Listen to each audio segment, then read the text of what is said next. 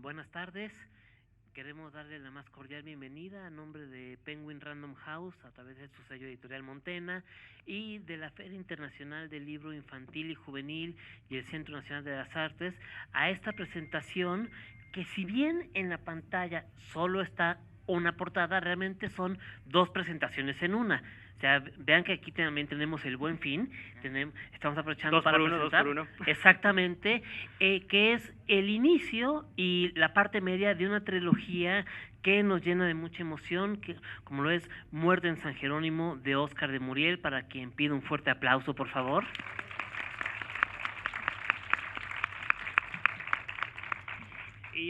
Y también un aplauso, perdón, para nuestra madrina de lujo, como es Gina Jaramillo, quien aceptó amablemente venir a acompañarnos esta tarde de sábado. Gracias, Gina. Hola, buenas tardes. Sí, perdón, ya ni te dejé hablar, Oscar, perdón.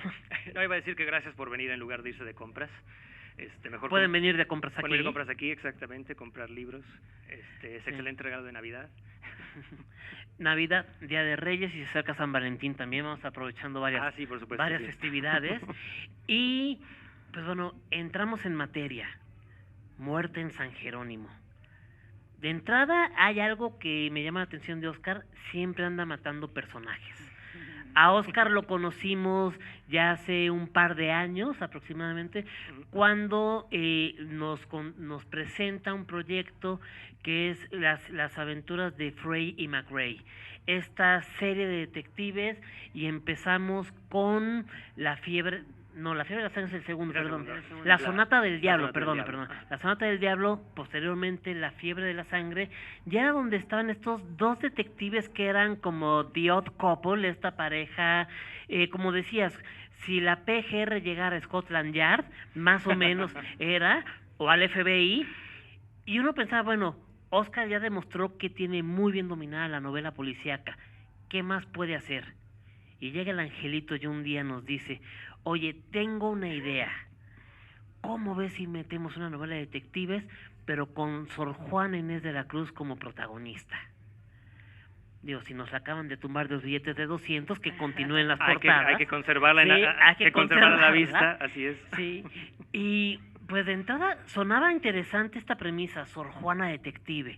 Fue lo único que me comentó mientras comíamos en una cantina dentro de un hotel en Guadalajara. No era una cantina, porque Nos la querían vender como cantina, me vas a hacer pero muy no. mala fama. Tomo refresco, tomo una Coca-Cola. Recuerdo perfectamente, no había mesas para comer, porque Exacto. era la mitad de la FIL Guadalajara. En FIL Guadalajara es imposible comer a partir entre las 2 y las 8. No hay dónde comer. No hay dónde comer. Y tuvimos que comer en la barra. Sí. Así De es. hecho, yo entro pensando, pues, que piensen que vengo a la cantina, pero realmente vengo a comer, y me encontré a Oscar, y un buen mexicano, estaba ocupado el asiento joven, y me senté con él. Y justo ahí suelta esta idea, Sor Juana Detective. Sonaba muy interesante, la verdad, pero creo, salvo mejor opinión de quienes la hayan leído, la mejor opinión de Gina, superó cualquier expectativa que hubiera podido tener. O sea, uno pensando, bueno, ¿qué? ¿Va a estar con una mano en el rompope, otra con los versos, o qué onda? Que lo cual es cierto, pero sí funciona. Sí, pero además, ¿cómo inicia la novela? De entrada uno no puede soltarla. O sea, Oscar tiene esta cosa de que te engancha de inmediato, y de repente viendo a nuestra décima musa en estas situaciones era algo muy, muy interesante. Pero bueno, qué mejor que sea Gina Jaramillo quien nos hable de esto y de estos dos tomos, porque ya tenemos dos, o sea, La muerte en San Jerónimo y La sangre es tinta. Qué mejor que sea nuestra madrina de lujo quien nos platique de estos libros. Ay, muchas gracias. Muy buenas tardes, muchas gracias por la invitación. Me da muchísimo gusto encontrarte de nuevo. La última vez que nos vimos fue en mi programa de radio, donde estuvimos hablando justamente de Sor Juana, de este símbolo cultural de México, de lo inspirador que siempre ha sido, sobre todo para las mujeres mexicanas, tener a nuestra Sor Juana. Y platicábamos en ese momento que era un proyecto de largo aliento, lo cual suena muy bonito en palabras, pero es complicadísimo a la hora de llevarlo a la praxis, sobre todo cuando se trata de escribir. De escribir, y donde la historia también tiene un papel fundamental. Y antes de que ustedes llegaran, repito, muchas gracias por acompañarlos, yo le preguntaba, ¿cómo le haces viviendo tan lejos para tener una aproximación histórica precisa, acompañada de la investigación exacta y no atorarte? Y me gustaría que nos compartieras primero esto, porque de ahí tengo una serie de preguntas más. Pues bien, afortunadamente ha sido casi por destino que tengo que hacer la investigación cuando estoy en México. Como bien dijo Diego, le compartí la idea cuando estaba aquí, todavía estuve unos meses más. Fue ahí cuando hice la mayor investigación, la de peso. Me tocó ir al claustro, que iba casi todas las semanas. Me encontré mucha más información de la que esperaba. Por ejemplo, el mapita del claustro que aparece ahí. Que aquí quisiera hacer una pausa, porque qué bonito, y no me van a dejar, no me dejan mentir, qué agradable es leer un libro bonito, que además te atrapa. Y lo tiene. Es un libro precioso, que bueno, ustedes están aquí viendo esta portada espectacular, pero me parece que en esa imagen no se alcanza a distinguir la textura, la hoja de oro tintas, o sea, es que es un libro muy bonito. Además de que es un librazo, es un libro muy bonito. Y aquí tenemos el mapa del cual estamos. Y así es como estaba el claustro durante las décadas en las que Sor Juana estaba viva. Es lo más parecido a como era el claustro en aquel tiempo. Después se convirtió en vecindad y me contaba el señor Miyagi que hasta hubo una cantina ahí en el claustro, en medio del claustro mayor. Bueno, sí, ya hacían el rompope. Pero sí, coincidió que la investigación fuerte la hice cuando estaba aquí en México.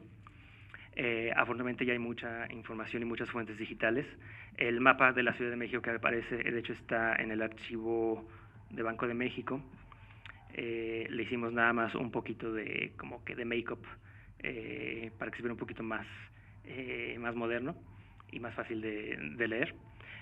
Me encontré 1000 detalles de Sor Juana que yo no conocía. ¿Como cuáles? Pero venos contando que sean unos cuantos. Parece que se llevaba muy mal con la tercera virreina que le tocó. Las 3 que le tocaron fue primero Leonor Carreto, que fue como su madrina. Fue la que la metió a la corte. Por eso es que no me gusta la serie de Netflix, porque la pusieron como una loca histérica pedófila. Y ella era una de las mujeres más cultas del mundo en ese momento. Ella fue dama de honor en las cortes de Austria. Ella sabía alemán, sabía latín, sabía griego. Y fue precisamente en las cortes alemanas donde se pone de moda que la mujer de la corte sea también inteligente. Las damas de la corte sabían varios idiomas, tocaban instrumentos musicales, recitaban poesía. Totalmente diferente ahora que es quien tiene más seguidores en Instagram. Y la segunda virreina que le tocó fue la condesa María Luisa, que ella sí es con la que se rumora que hubo ahí un poquito de cuchi-cuchi. Sí. Creo que fue un amor. Yo romance intenso. Siento que sí hubo, leyendo bien los poemas de Sor Juana, creo que sí había algo platónico ahí. Sí. Por el voto de clausura, que las mujeres no podían ver a nadie, y de hecho es algo que trato de imprimir lo más fielmente posible en el libro. Todas las visitas eran a través de una reja doble, o sea, ni siquiera podías meter los dedos entre la reja, y aunque los pudieras meter, la distancia entre las rejas era suficiente para que no alcanzaras a tocar. Ajá. Entonces yo creo que sí hubo algo ahí platónico entre ellas. Incluso la condesa de Paredes escribe, Sor Juana la inspira a escribir poemas. Ella es la razón por la que Sor Juana es conocida ahora. Ella regresa a España, se lleva, ahora sí que a la carrera, junta todo lo que había escrito Sor Juana, y ahí se publican las primeras obras de ella. Gracias a eso es que conocemos a Sor Juana también hoy en día. Y la tercera virreina, esa fue totalmente diferente, era la condesa de Galvez, que aparece en este libro, y ella era una señora, era un despapalle completo. Era inculta, me encontré unas cartas que ella escribió plagadas de faltas de ortografía. sin un solo signo de puntuación, que si la intentas leer te quedas sin aliento. Sí, la señora era un desastre, organizaba rifas fraudulentas, que también menciona en el libro. Desde entonces, spoiler. No, esa no es, bueno, eso sale en la primera página, no es tan spoiler. Es el inicio de las rifas fraudulentas, sí. Y había que entrar a la fuerza. Había que entrar a la fuerza porque si no, pues perdías el favor de los virreyes. Y también lo que pasaba es que antes de ella, las rifas eran por caridad, pero ella se embolsaba todo el dinero descaradamente. Y sí, N cantidad de detalles así que me llegué a encontrar. Una de las cosas que también te señalaba es que, bueno, nosotros conocemos a Sor Juana, y aquí cito, como la rebelde dramaturga que se hizo monja para poder pensar. Y uno, sobre todo en esta última oleada de feminismo y cómo se ha generado una conversación muy grande al respecto, piensa en estas grandes mujeres que además en esta entrega cobran muchísima importancia. Tenemos a Demetria, a Elena, a Gertrudis, a Matea, a Celia, todas estas mujeres que no solamente llevan información, sino que también estudian mucho. Así es. Que son mujeres que tenían una formación impresionante, no solamente para su época, y que quizás no solo Sor Juana tuvo que hacer ese sacrificio para acercarse al conocimiento como un estilo de vida, como una encomienda y un compromiso social. Me gustaría que nos platicaras acerca de todas estas mujeres que ya mencioné. ¿Cómo fue imaginarlas? ¿Cómo fue realizarlas? ¿Y qué estabas pensando cuando cada una iba cayendo sobre tu pluma? Pues mira, fue un placer para empezar recrear a Sor Juana como una persona de verdad. Híjole, sí. Todos los detallitos que ahora sí que fue leer sobre ella, leer sobre la gente que había escrito sobre ella y sacar ciertos aspectos de su personalidad. Por ejemplo, decían mucho que ella hablaba en verso, le era más fácil hablar en verso y escribir en verso. Cuando ella tenía que escribir en prosa, como que se le salían las rimas y ya se le salía la métrica sin querer. Y también como quería que fuera un personaje que tuviera un toque así como que muy quirky, muy geek. Ella de repente están a punto de resolver el caso. Así, y el asesino fue... Y dice, esperen, se me ocurrió un verso. Y eso sí le pasaba a ella en vida. También toda la onda de que ella estaba muy metida en las cuentas del convento. Ella era la contadora, de hecho. San Jerónimo era prácticamente una institución bancaria. Tenían tanto tierras, casas que rentaban. Gestionaban préstamos, la gente les daba, así como el peer-to-peer en estos tiempos, les dabas tu dinero, ellas gestionaban el préstamo y se quedaban con su comisión del interés. Y era la institución más respetable, la más segura para pedir préstamos. La otra opción eran los agiotistas, porque en aquel entonces no existía la figura del banco. Y me fui por la tangente, los personajes. No, es que a propósito, es que sí, cuando uno piensa en Sor Juana es como este personaje muy abstracto. Muy acartonado. No, es súper abstracto. Pensar en Sor Juana y lo que tú decías, los billetes de 200, y piensas en un sinnúmero de Sor Juanas, pero que todas terminan siendo muy abstractas, incluso para nosotros que crecimos con esta figura, que crecimos con abuelas contándonos de ella. Siempre esta figura como bien abstracta. Y estaba buscando aquí en mis notas en el libro, pero no encuentro, donde subrayé que justamente en algún momento tú dices, y Sor Juana dijo, con voz muy dulce. Y está lleno de estas anotaciones el libro, Sor Juana con voz muy dulce. Entonces la Sor Juana de mi abstracción, del billete de 200, que para mí es este fenómeno que no alcanzo a entender, tiene una voz dulce. Y eso es increíble. O sea, cuando tú lees estos detalles de Sor Juana, es como que te acercas y profundizas más en este personaje que tú sacaste de la abstracción y, como bien dices, lo volviste una persona de verdad. Sí. Bueno, incluso ella misma narra que cuando había pleitos entre criadas en el convento, que recurrían a ella ella era así como que la voz de la razón. Así que lo que la hermana Juana diga que está bien, eso es lo que está bien. Y en cuanto a los otros personajes, también fueron un placer de diseñarlos. Hay dos que creo que se roban la escena a veces. La primera es Demetria, ¿sí? Que es la jefa no oficial de cocinas. Uh-huh. Porque la cocinera en Muerte en San Jerónimo es una monja de clase muy alta, que no sabe cocinar, pero tiene el título oficial de maestra de cocinas, pero la que lleva todo así la que lleva la batuta es Demetria. Y luego dice cosas como, pues yo nada más le meto chile ahí a las cosas, aunque a las hermanas no les gusta, pero luego no les digo y regresan diciendo que quedó muy rico. Y ella era original, ella viene de la cultura maya, ella viene de Yucatán. Y le dice el rebozo, que no se muerde el rebozo, y como Así que es. tiene varias puntadas todo sí. el tiempo que además te sacan una sonrisa y que no suena tan lejana. Hoy todavía tú le dices a alguien, no, ay, ya no, ustedes no se ranchean, no te mueras el rebozo. Como tiene esta parte del lenguaje que también te mencionaba hace rato que aunque parece muy lejana, porque de repente tienes escenas y se lavó la cara en el aguamanil. Por supuesto que ya no usamos un aguamanil, por supuesto que sabemos lo que es. Y es muy bonito leerlo y regresar a esa palabra que te lleva a la imagen en un segundo y que lo reconoces también como parte de nuestra cultura. Y aquí me anoté algunas otras porque...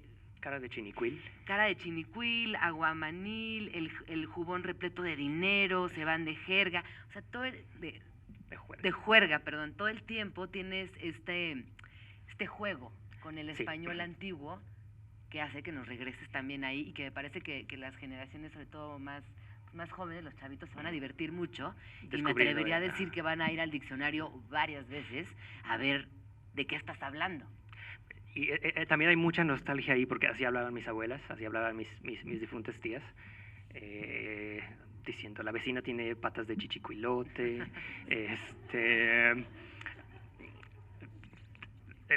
cara de chinicuil, que ya te dije, ya te envijaste el vestido, y esto de esta nostalgia, que sí, realmente la gente ya no habla así, y eso empezó todavía en los años 80, todavía ellas hablaban así. Y ahorita hablamos con cosas como selfie y likes y dame like y postea sí que a veces sí como que me estremezco cuando como que cómo se ha transformado el lenguaje, ¿no? Y también cómo se ha mimetizado con el inglés, que finalmente, nos guste o no, es una absorción cultural y que nos hace que sistemáticamente vayamos hacia un lugar idéntico. Por eso, esto es muy lindo. Y antes de que cambiemos de tema, ahorita hablabas de que Sor Juana tenía estos privilegios y que era también una persona dedicada a los números.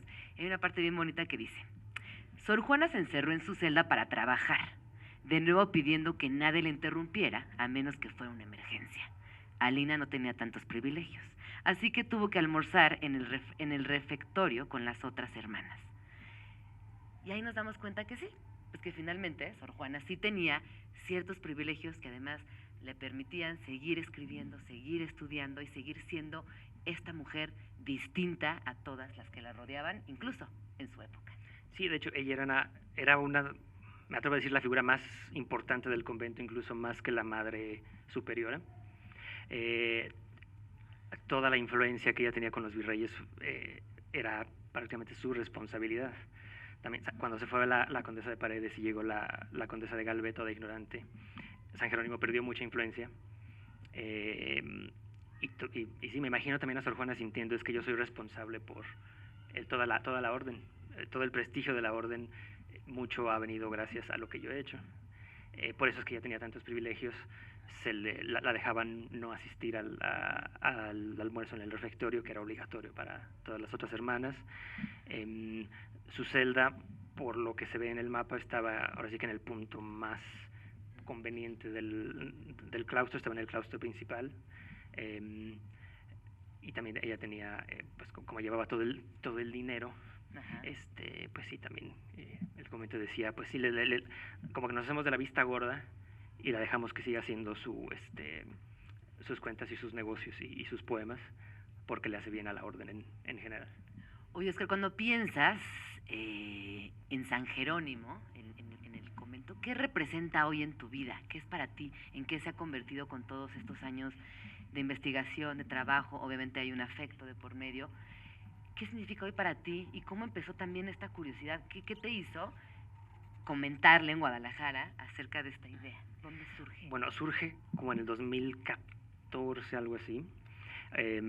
Estaba esperando que me publicaran La Sonata del Diablo en inglés, y este era como que mi plan B, por si no jalaba. Exacto. Me llegan con un contrato para 3 libros, entonces esta se tuvo que quedar en el tintero. y coincidió que en Guadalajara llegó un profesor del claustro que se sentó del otro lado de la cantina. La barra de la aquel barra lugar del restaurante. donde degustábamos alimentos sólidos y bebidas no alcohólicas.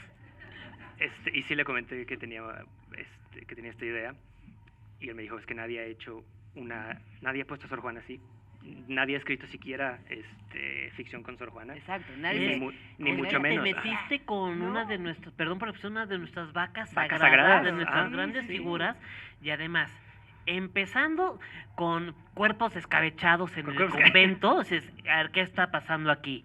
Y después, y sin ser spoiler, perdón que me meta en la conversación, hay una monjita ahí que pues no quiere estar ahí, que tiene el novio y que medio se escapa.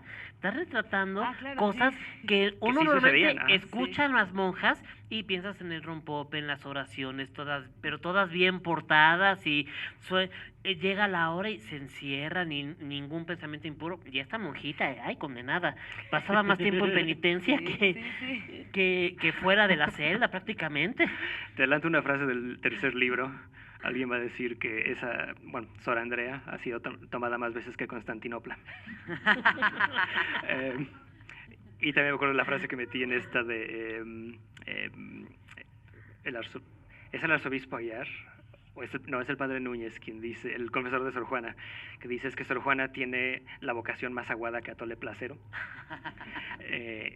Y sí, o sea, había toda una gama, había tanto la monja que se iba ahí a esconder por un drama familiar, la monja que no quería estar ahí de plano, como Alina, que Alina es el segundo personaje principal. Sí, que es como la Watson de Sor Juana. Sí. Y ella la manda la abuela, que es una condesa tacaña. Sí, pero salía más barato mandarla ahí. Porque salía más barato. Sí, la dote matrimonial era la mitad de tus bienes, o un porcentaje importante de tus bienes. El convento era nada más 3,000 pesos, que sí era una cantidad. Con eso te alcanzaba para mantenerte el resto de tu vida. Pero para la condesa, abuela de Alina, era más barato. Sí, y eso da pie también, aparte de Alina, a la diferencia de clases. Porque a Alina le endilgan a alguien, que alguna vez lo comentábamos, para Alina era el infierno ir al convento, pero para su doncella fue la gloria ir al convento, porque ella tenía para comer, ya tenía un techo, ya tenía donde dormir. Sí, es el segundo personaje favorito, que también se roba la roba escena. Mucho. De hecho, Matea y Demetria, la escena que ellas tienen en el primer libro es mi escena favorita de todo el libro. Matea es un año menor que Alina, ella es indígena, 100% indígena. La abuela, como es tacaña, dice voy a jalarme literalmente de la milpa a la esclava más barata, y esa que se vaya a refundir al convento. Y como dices, Matea, ella adora ir al convento. Para empezar, ella no tiene el voto de clausura, entonces ella es feliz porque ella se va de compras a la Plaza Mayor, y a las tiendas, ella se vuelve los ojos de Sor Juana y de Alina para resolver el caso y buscar pistas, sobre todo en el segundo libro, más que en el primero. Ella sí se la rifa en el segundo libro. Se mete ahí a ver ciertos personajes muy importantes que no doy más spoiler. Que bueno, como dices, para ella es la gloria irse al convento, aunque hay una escena muy dramática, se le están llevando a fuerza y el padre corriendo detrás para tratar de despedirse de su hija. Sí, una escena muy fuerte. Sí, realmente no tenían voz ni voto, simplemente decían, la ama dice que te vas a San Jerónimo, empacas en 1 hora, lo poco que puedas empacar, y te vas. Si no te puedes despedir de tu papá, pues no es mi problema. Oye, ¿y cómo viene esta Sor Juana? ¿Qué dirías hoy a la distancia, ya en todo este proceso, no solamente creativo, sino de gestionar la personalidad, las situaciones, el contexto social? Porque también aquí la ciudad y el convento son un personaje. Son un personaje fundamental, porque uno siempre piensa en los personajes y hablamos de todas ellas y los desaparecidos y demás, pero aquí la ciudad y el convento juegan un papel nos acabo de contestar eso. El claustro, no sé, tiene una vibra como que muy, muy padre.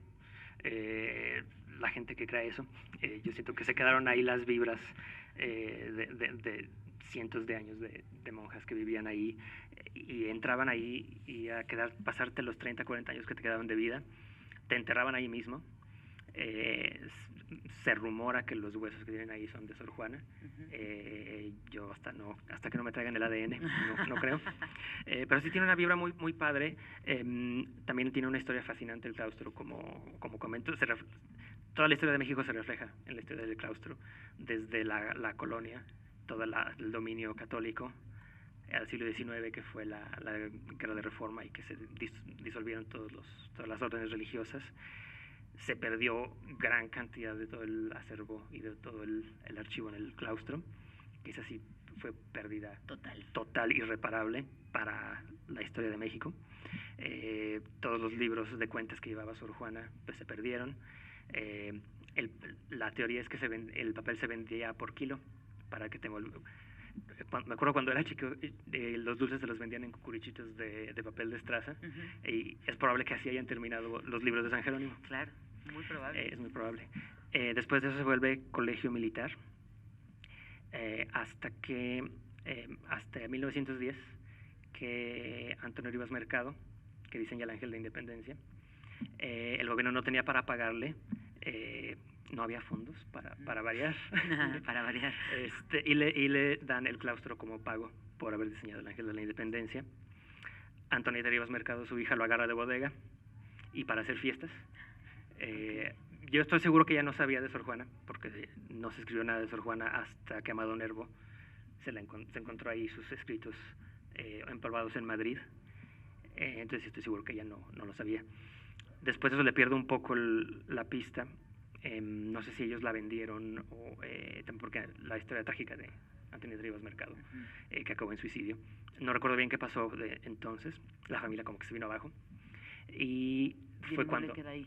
Quedó como vecindad, se volvió vecindad. Lo que nos decías, quedó vecindad. Sí, y fue cuando llegaron las rentas congeladas en el centro, que todo el centro histórico quedó destrozado. La gente ya ni siquiera valía la pena ir a cobrar las rentas, porque era así como que 5 centavos por vida y un año. Hasta que los López Portillo llegaron y independientemente de lo que opinen de los López Portillo, la Universidad del Claustro está muy, como tal, el edificio está muy bien restaurado. La biblioteca está abierta al público. Yo nada más llegaba con mi credencial de lector y me dejaban sacar copias a documentos, consultar tesis. Creo que es un lugar precioso, incluso nada más para llegar y pasearte por ahí. Totalmente. Están todavía lo que eran las ruinas de los confesionarios. El templo ahorita es el auditorio principal, y al lado están las ruinas de los confesionarios, y todavía puedes ver ahí el footprint de los confesionarios. Es un lugar precioso para visitar. Vayan. Está aquí, no hay pretexto para no ir. Oye, y regresando a tu Sor Juana, en esta segunda entrega, y que además vamos a seguir teniendo mucho por delante. ¿Qué viene con tu Sor Juana? Pues mira, el próximo libro va a ser un año después, es en 1691, que fue un año negro para México. Hubo hambrunas, primero hubo una inundación, llovió 13 días sin parar, entonces se inundó toda la ciudad. Después de eso hubo sequías, después cayó la plaga de gusano chahuiztle, que de ahí viene el dicho de ya nos cayó el chahuiztle. Hubo un eclipse de sol, entonces la gente pensaba que ya se iba a acabar el mundo. Se muere el Papa también en ese mismo año. Entonces sí tengo cosas así. Estoy muy emocionado con ese libro. Ya se me cuecen las habas, como dirían mis abuelos. ¿Y cómo llegaste de la ingeniería química a la historia? O sea, ¿cómo fue ese trayecto, ese salto que diste? Que bueno, que imagino que siempre estuviste interesado. Fue al revés. Yo siempre quise escribir. Estudié ingeniería química porque de repente te cae el 20 de que tienes que comer. Y que es muy importante. Bueno, pero la ingeniería química te ha ayudado mucho, sobre todo con Freddie McRae. Sí, eso iba, y también con Sor Juana. No nada más en cuanto a la química como siempre les comento, que para envenenar gente sin dejar rastro, sino también toda la disciplina para consultar tesis, para consultar journals, publicaciones científicas. Todo eso no podría hacerlo si no tuviera las bases de investigación. y sí me ha ayudado mucho. He intentado que se complementen en lugar de que se aparten. También para ingeniería, cuando tienes que escribir un reporte científico muy técnico para un director que no sabe nada, que sabe más de finanzas que de ingeniería, ayuda mucho tener la redacción. Entonces sí, las dos carreras como que se han complementado muy bien. Hoy me estabas contando que viene en la tercera entrega. Así es. Que va a suceder un año después.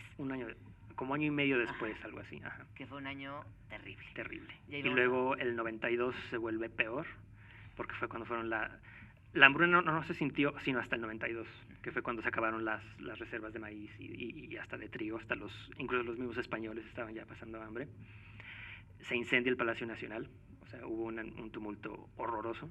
Todos los puestos de la plaza se incendiaron, los usaron para arrancar tablones de ahí para incendiar el Palacio Nacional. Hay una pintura impactante que toda el ala que es norte del palacio está toda derrumbada, se ve hasta los patios interiores, y sí, creo que ese sería como que el clímax de la serie. ¿Y cómo le haces como para poder seguir en el ejercicio sin darte por vencido? Y te lo pregunto porque yo trabajo en una estación de radio donde la mayoría que lo escuchan son gente muy joven, en Ibero 99. Y es una de las preguntas que más hacen, y esto te lo pregunto pensando en esta gente que a mí se acerca a mí y me dicen, es que, ¿cómo le haces, no? Para seguir, porque es muy difícil. O sea, la disciplina del escritor per se es sumamente compleja, y más estando lejos, y más cuando la investigación está en un país en el que no vives. ¿Cómo le haces? ¿Cómo le hace Óscar Todos para decir, sí, sigo? Es como terquedad. Sí, es más terquedad. Disciplina. No, es más terquedad. Sí. Bueno, si me hubieran dicho cuántos años me iba a tomar que me publicaran mi primer libro, hubiera dicho, no, olvídenlo. No, me dedico directo a la ingeniería. Directo a la química.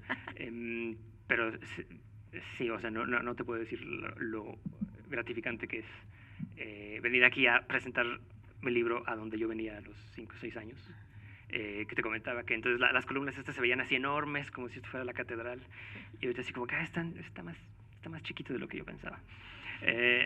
Volver a mi país y presentar mis libros, un libro que es tan nostálgico, con tantos guiños a la historia familiar, sí es una satisfacción que no te puedo explicar, y es gracias a la terquedad. Sí es difícil, este libro en particular escribía yo 10, 11 horas al día. Lo empecé en enero, lo acabé por ahí de mayo. De hecho te lo entregué físicamente. Sí, fue bastante difícil, sobre todo también, creo que es el libro más histórico que he escrito. Bueno, me pareció con más datos históricos. Y tiene y también me frustra un poco no poder decir esos detalles porque son spoilers totalmente. Sí. Pero sí, el final del libro tiene un poco que ver con el movimiento independentista que se empezó a gestar 100 años antes de la Gran Independencia. Góngora fue de los que empezaron ese movimiento criollista en aquel entonces. Bueno, una premisa que sí se puede dar de este segundo libro, es primera línea de contraportada. Desaparece Carlos de Sigüenza y Góngora. Ya lo andas ahí desapareciendo. Sí. Oye, en el trabajo de edición, esto se lo pregunto a los dos, porque justamente tiene estos datos históricos, pero también tiene fragmentos de poemas. ¿Cómo ha sido el trabajo de edición? Que a mí me parece bastante bueno. Felicidades. ¿Cómo fue aquí esta chambota? Pues mira, yo estoy súper contento por la portada, las dos. No, la portada es espectacular, preciosa.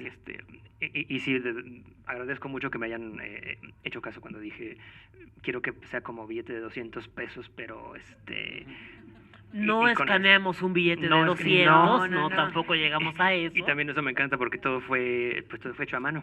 O sea, ¿Quién hizo la portada?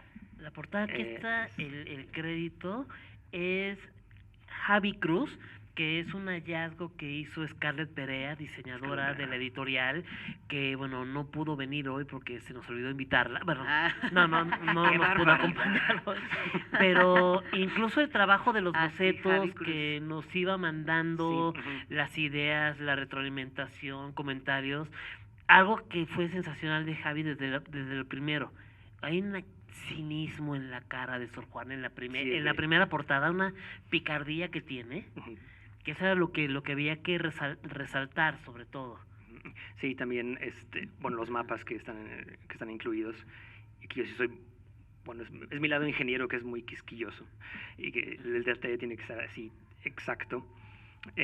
También hay unos símbolos mayas en este libro, y ahí si te falla un puntito significa algo completamente diferente. Y sí ha sido un trabajo, y también el tamaño de letra y el tamaño del libro en sí, creo que sí ha sido un trabajo excelente. Y sí, gracias por tratar también a mis hijos. Sí, la verdad es que es un libro bien bonito, muy bien editado, y lo que les decía al principio, ¿no? Qué lindo es, más bien vuelvo a configurar la idea, qué satisfactorio es leer un libro bonito. Así y además de que tenga una buena historia, el libro, per se, el objeto, y más en esta época donde la gente dice, ay, pues ya muchos leen directo en el Kindle, o directamente buscan el PDF y lo leen desde cualquier dispositivo móvil. Regresar a esta dinámica de tener un libro bonito entre manos, pues es muy satisfactorio. Así que pues yo los felicito. Sí, acurrucarte así con tu libro. Con tu libro. Sí. Oye, nosotros queríamos, ¿cómo vamos de tiempo? Vamos bien, todavía queda un poco de tiempo, igual, también involucrar a la gente que haga preguntas. Porque más nosotros al final queremos cerrar con algo, entonces no sé si alguien tenga alguna pregunta, aprovechando que está Oscar y que pueden saciar toda su curiosidad. Nadie. Qué tímido, ya se como... Hay una pregunta allá atrás. Muy bien. Sí. Allá atrás. Va el micrófono, perdón. Es que no se alcanza a escuchar tanto.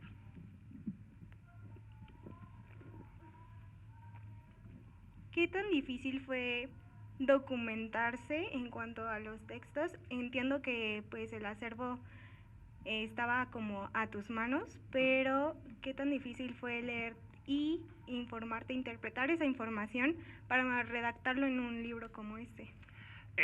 Sí llega a ser difícil porque es un español totalmente diferente al que hablamos ahora. Vale mucho la pena, ahora sí, que descifrar los escritos de Sor Juana. Ella también escribió cosas que no eran tan enredadas.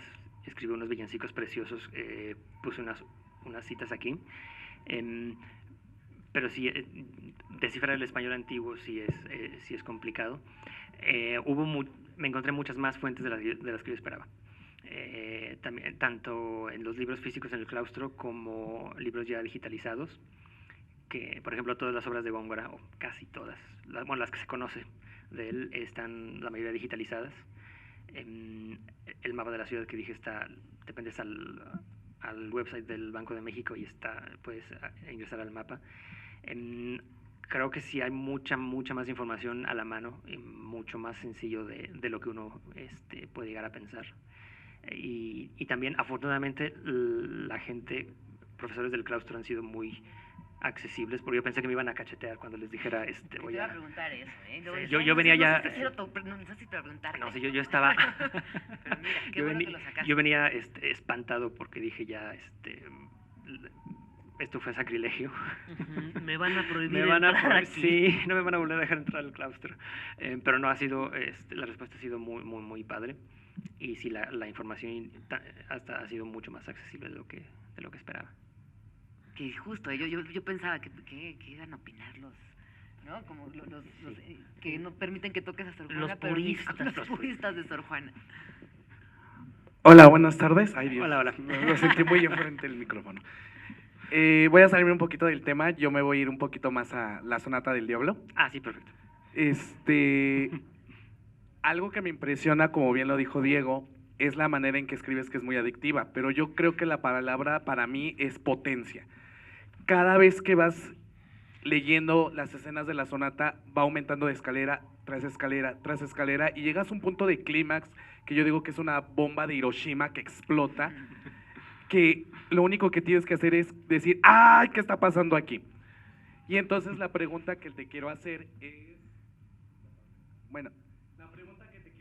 sería de, ¿qué es más complicado? ¿Crear los personajes o las escenas de acción en la sonata? hizo más complicado? A ver, espera, porque me estoy remontando a 2012, algo así. Perdón. Recuerdo que para la serie de Freddie McGray lo primero que hice fue inventar a los personajes.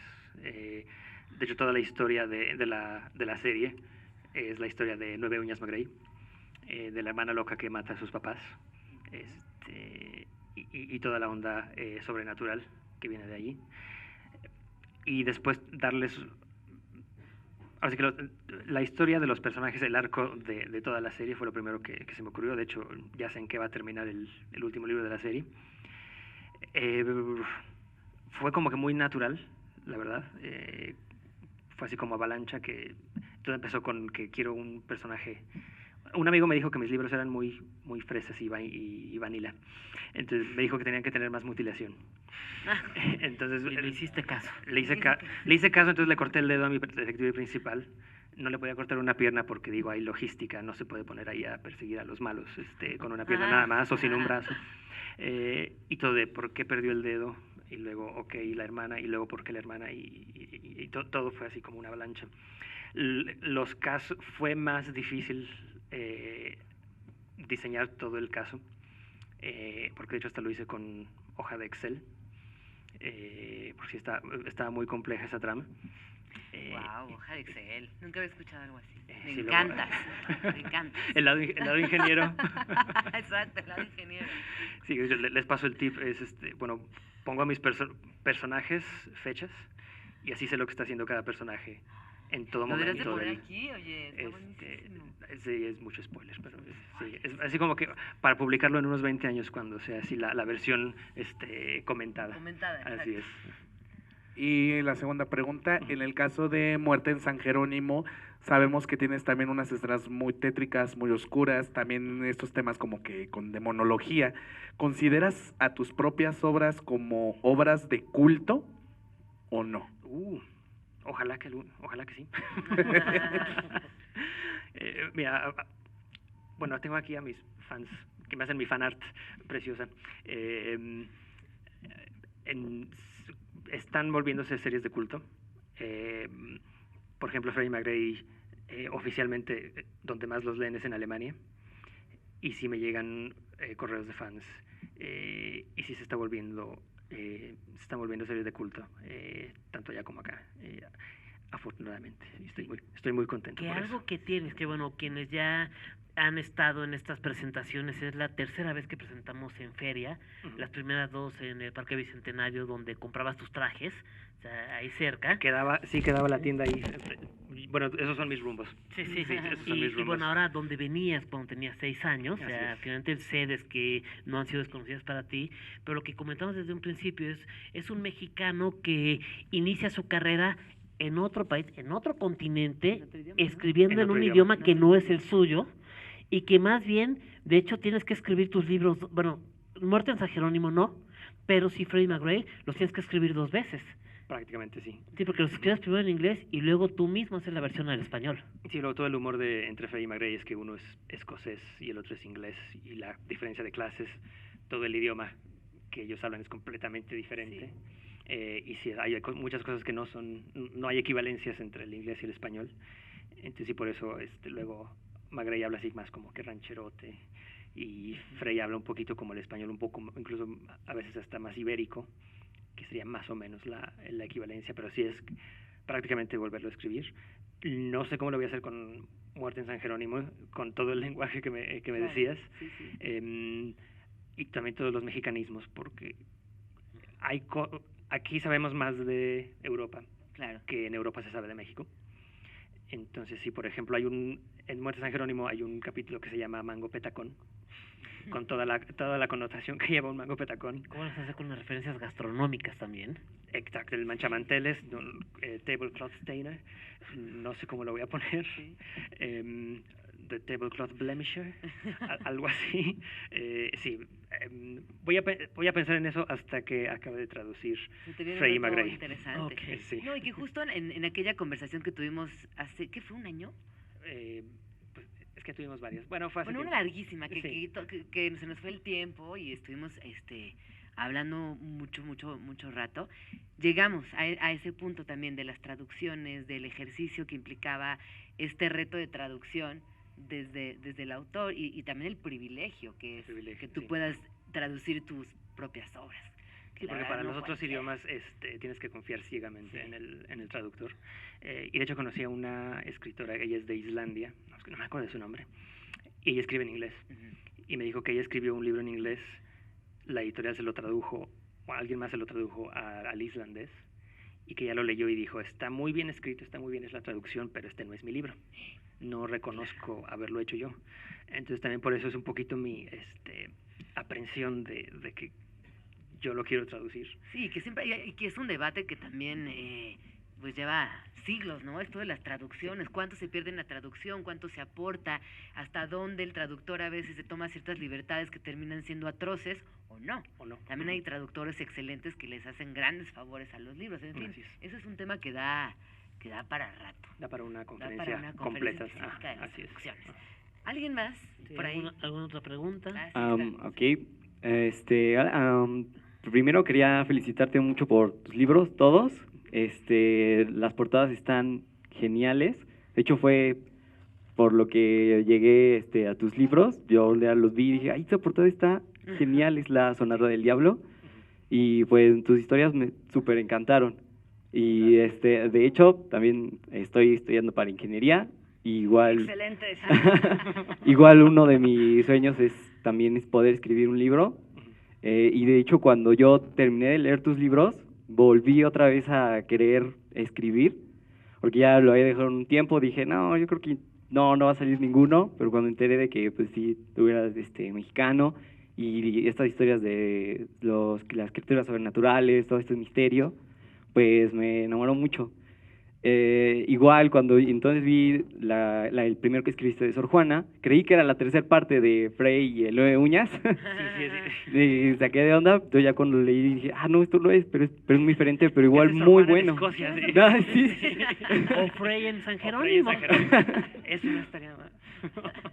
Sí, pero igual me súper encantó. Y algo que me gustaría saber de ti es cómo viene esta pasión por escribir a lo sobrenatural, estas historias de misterio.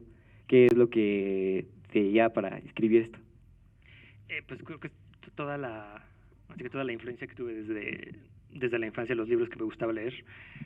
Mi favorito de Sherlock Holmes era El sabueso de los Baskerville, que tiene toda la onda sobrenatural de la maldición en los páramos de los Baskerville. También Agatha Christie escribía cosas, ahorita no me acuerdo del nombre del libro que ella escribió, que podía haber brujas, y sí, es como que siempre ha sido mi influencia. El nombre de la rosa, que es de mis libros favoritos, y de hecho lo que te comentaba, que mientras más me ponía a investigar de Sor Juana, más se prestaba para esto.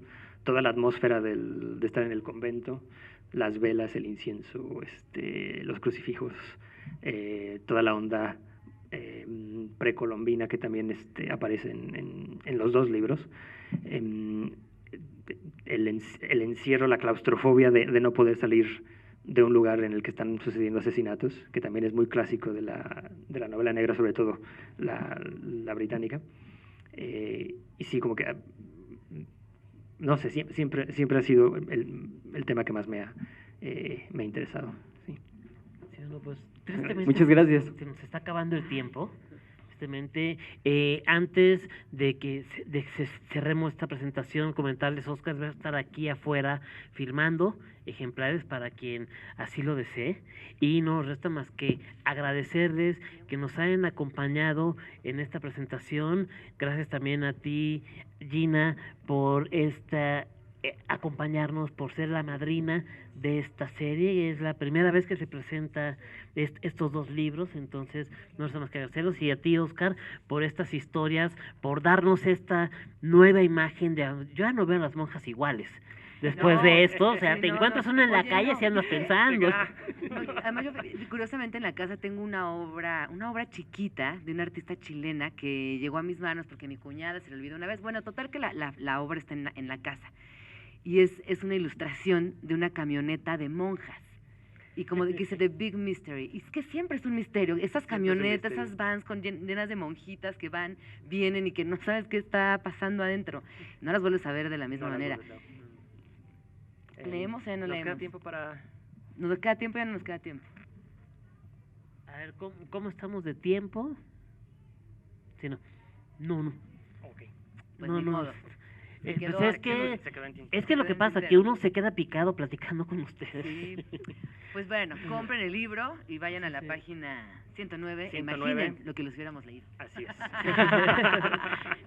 Gracias por habernos Muchas gracias. acompañado. Muchas gracias.